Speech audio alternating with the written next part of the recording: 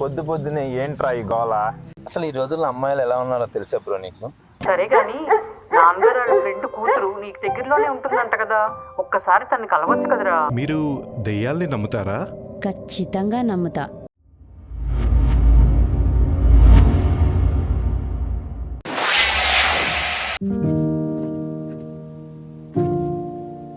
రే, నాకు తెలిసిన ఒక మంచి తాంత్రికుడు ఉన్నాడు, ఆయన దగ్గరికి వెళ్ళరా, నీకు బాగా హెల్ప్ అవుద్ది.